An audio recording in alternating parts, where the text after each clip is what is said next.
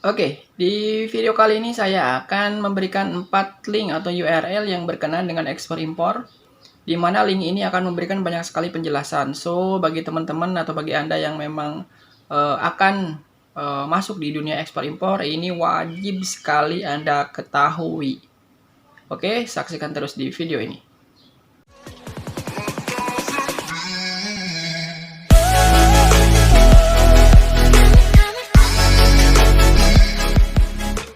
Yang pertama, kalau misalkan Anda masih bingung, ini kira-kira saya punya produk, kemudian saya mau ekspor ke Barcelona misalkan atau ke Korea Selatan ya, ke Busan, itu ada nggak sih kontak di sana yang memang bisa membantu produk Anda itu bisa masuk penetrasi sampai ke negara tujuan. Nah, di sini ada informasi-informasi mengenai kontak yang bisa kita hubungi ya. Bahkan di sini kontak personal pun ada di sini ya. Jadi Anda tinggal klik aja di sini di djpen.kemendag.go.id ya. Kemudian di sini bisa baca semua profilnya seperti apa, organisasinya, layanannya, publikasinya.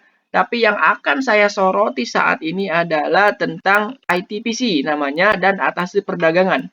Ya, ITPC itu singkatan dari Indonesian Trade Promotion Center. Ini ada di sini apa kontak-kontaknya. Misalkan di Barcelona, ya itu kepala ITPC-nya siapa? Ibu Puri Listiani. Ya, kalau misalkan mau email, email kemana? Info at ITPCS dash atau strip barcelona.es di sini ya. Wakilnya siapa, kemudian emailnya mana, dan di sini ada nomor teleponnya. Kalau misalkan Anda punya banyak uang untuk telepon ke luar negeri, silakan ya itu. Atau lewat email tidak ada masalah ya. Atau misalkan Anda mau ke Los Angeles, ke Amerika misalkan ya, mau ekspor silakan bisa dihubungi kontak-kontak yang ada di sini ya. Ke Busan, ke Mexico City, ke Budapest, ke Milan, Chennai. Chennai itu di mana? Di India ya. Di sini ada India nih ya. Osaka ya, kemudian Chicago, Santiago, Dubai, Sao Paulo, Hamburg, Sydney, ke Jeddah ya, Vancouver, Johannesburg, Shanghai, dan Lagos di Nigeria ya. Ini jadi kalau misalkan Anda itu memang ada ya yang jelas kalau ekspor itu kan harus searching dulu nih kira-kira negara mana yang memang membutuhkan barang yang kita miliki. Kan begitu. Ya, jadi memang itu harus searching gitu, harus pandai-pandai kita kalau ekspor itu ibaratnya kalau kalau mencari negara tujuan yang akan menerima produk kita itu adalah kita lagi nyari customer gitu kan, nyari customer kalau bisnis biasa nyari customer, ini kira-kira siapa yang mau beli ya? Itu kan. Seperti itu. Karena kita punya produknya misalkan ya sudah ini komoditi, kita ada pisang atau kopi, ini bagus banget kopinya mau diekspor kemana, ya itu harus cari kita gitu kan. Nah, ini adalah salah satu cara untuk mencari menanyakan ya, menanyakan apakah atau misalkan ditanya di sana kalau misalkan di Lagos di Nigeria itu kira-kira yang dibutuhkan dari sana apa? Itu bisa ditanyakan di email ini gitu kan. Nah, kalau misalkan mereka pasti jawab. Ketika dijawab, oh yang di Nigeria di Lagos itu yang dibutuhkan adalah produknya eh Indomie misalkan ya, kemudian apalagi gitu ya. Kemudian kita punyanya kopi. Wah, nggak cocok gitu kan. Nggak cocok kopi masuk ke sana misalkan ya. Shanghai gimana? Apa yang cocok di sana gitu kan? Yang paling banyak masuk ke negara ke Shanghai itu produknya apa? Misalkan ya, itu bisa ditanyakan di sini. Jadi itu salah satu cara kita mencari market ya. Kalau mencari market itu memang harus tanya sini, tanya sana atau yang lain bisa masuk grup ekspor impor di Facebook itu banyak banget grup ekspor impor ya bisa ditanyakan di sana juga ada praktisi, ada ahli di sana banyak banget. Tinggal di searching aja grup ekspor impor. Ya nanti akan keluar seabrek-abrek. Tapi cari grup yang memang jangan hanya kalau misalkan posisi kita adalah posisi sebagai ekspor, dia cari grup yang di situ akan memberikan informasi-informasi ya mengenai regulasi ekspor impornya, mengenai marketnya. Jangan satu grup dengan jangan masuk di grup yang memang sama-sama mencari pasar gitu. Nanti semuanya mencari gitu kan, nggak ada yang ngasih info jadinya, gitu kan pasarnya di mana. Nah, kemudian di sini atas perdagangan juga ada ya.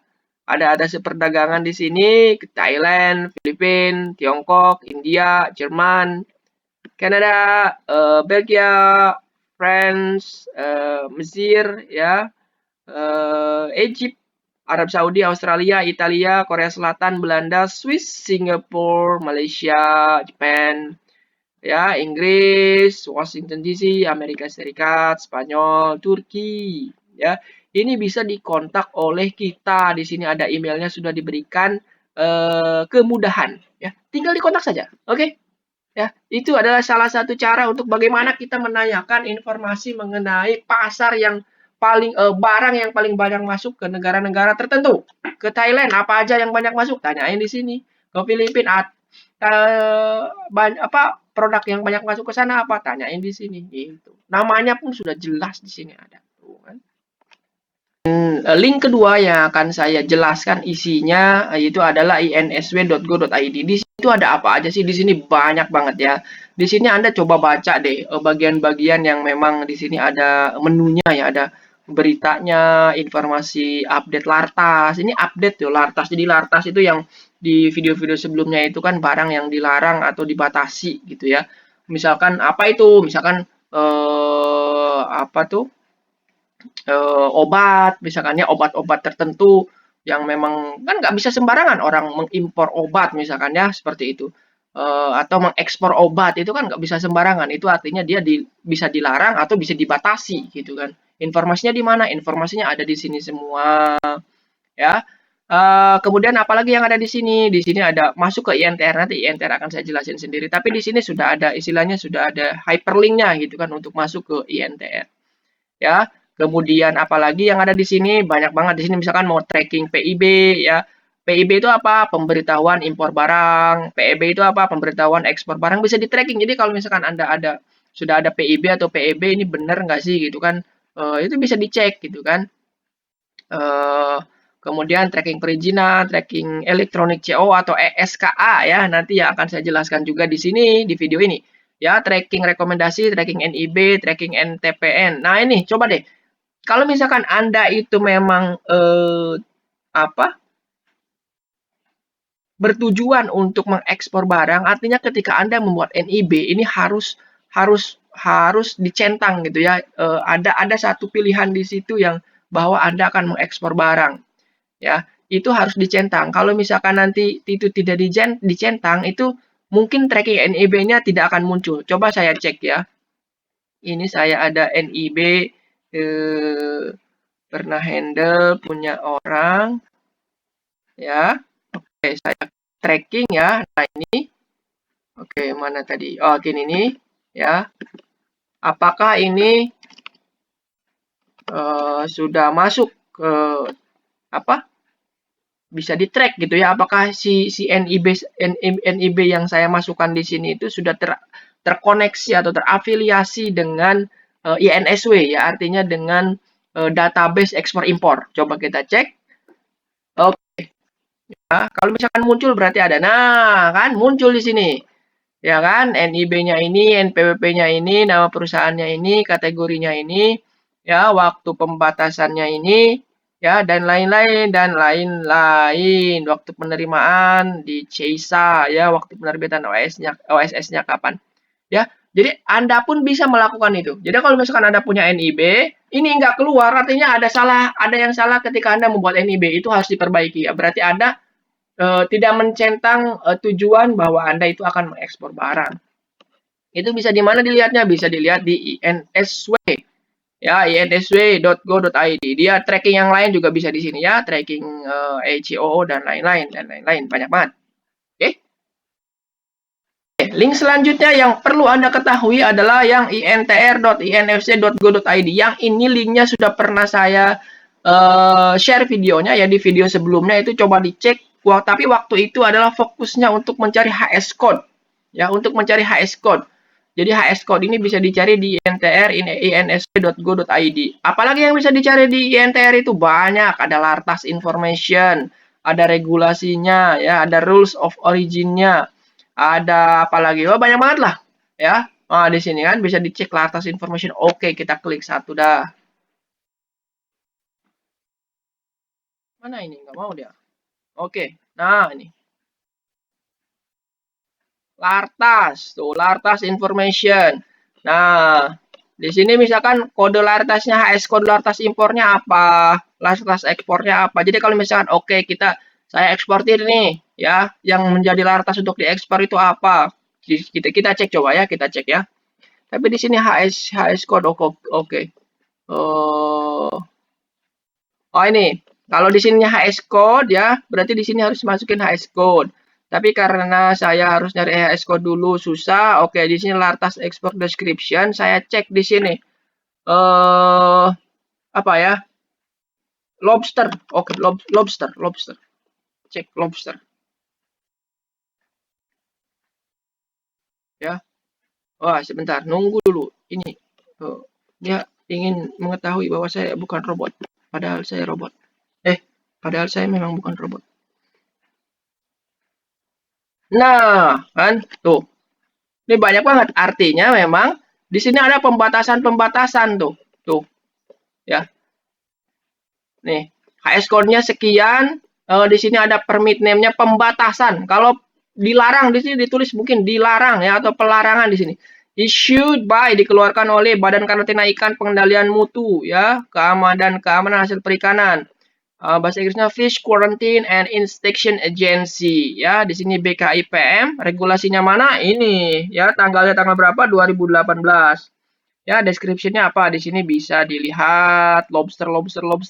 Artinya bahwa kalau misalkan kita mau mengekspor lobster itu dibatasi gitu kan. Enggak semua seperti yang sudah saya sampaikan juga di video yang tentang lobster itu gitu kan. Ada ukurannya, ada beratnya gitu kan. Ukuran sekian nggak boleh keluar negeri ya, nggak boleh diekspor. Berat sekian nggak boleh diekspor gitu kan.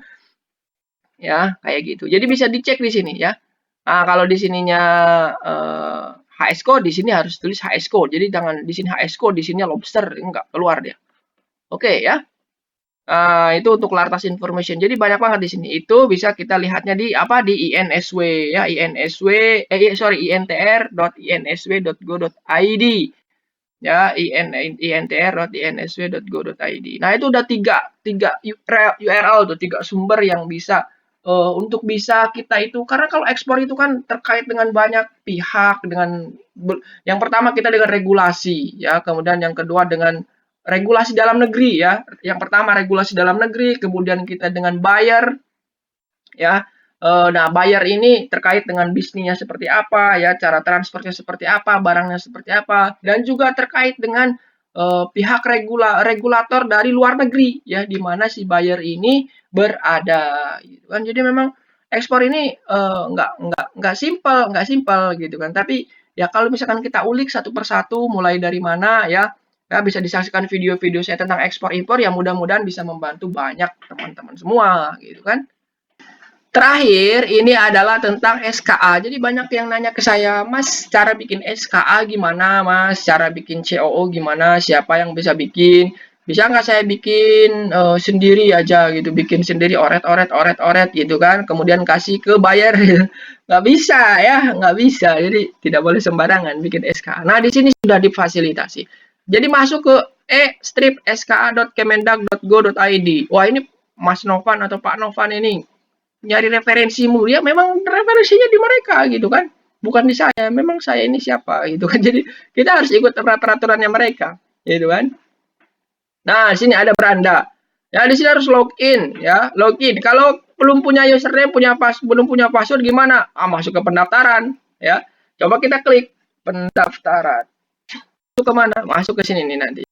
Ini pendaftaran juga bisa. Nah, Anda sebagai apa di sini? Sebagai perusahaan kah? Sebagai perseorangan kah? Sebagai dinas atau instansi kah? Oke, perorangan deh ya. Perseorangan, kita cek sini. Apa yang harus diisi jika ini perseorangan? Dan dia tidak mau. Kenapa ini? Ini dia keluar baru. Ya. Kan harus ada NPWP, harus ada KTP. Ya, cuma memang di sini nih tanggal lahir KTP. Di sininya ada harus diisi tapi ya isi sembarang aja. Misalkan tahun 2050 misalkan ya, ini diisi di sini ya, gitu kan. Karena di sini nggak bisa ditulis seumur hidup tuh kan. Jadi memang harus diisi. Jadi isinya ya mungkin ngarang aja. Karena kalau KTP sekarang kan KTP seumur hidup berlaku hingganya nggak ada, gitu kan. Jadi tulis aja, anggap aja umur kita sampai 2100 misalkan. Oke, ini diisi semua ya, diisi semua. Nah, nanti profil pengguna dan lain-lain dulu register. Kalau sudah register nanti mungkin akan dapat baru bisa masuk ke apa tadi? Nah, ini registrasi baru, ini registrasi eksportir ya. Oke, ya. Nanti dapat username sama login password.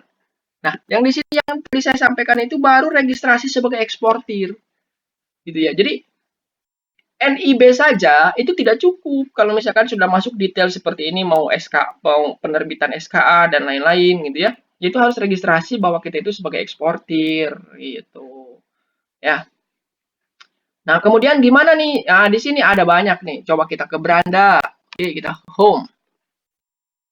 Home. Oke, kita scroll down, kita ke bawah. Ya, kita ke bawah. Di sini bisa juga ada nomor kontak yang bisa dihubungi. Kalau misalkan bingung, kontak aja, gitu kan. Nah, di sini ada manual books. Jadi ada buku manual ekspor tersertifikasi, buku manual penggunaan ESKA, ya, buku manual ER dan DAB, alur pembelian form, alur pengajuan.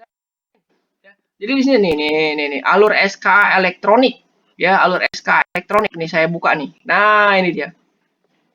Jadi flow pengajuan SKA ya bagi teman-teman yang belum tahu ya di sini ada berapa pihak nih ada eksportir ada instansi penerbit ya IP SKA itu instansi penerbit SKA ya mulai dari mana mulai dari mengajukan SKA melalui eska.kemendag.go.id yang tadi nih yang ini ya kan mengirim permohonan ya verifikasi draft dan dokumen pendukung kalau disetujuan ini apa dokumennya apa oh ya ini yang ada di sini ada PEB, invoice, packing list ini standar lah ya.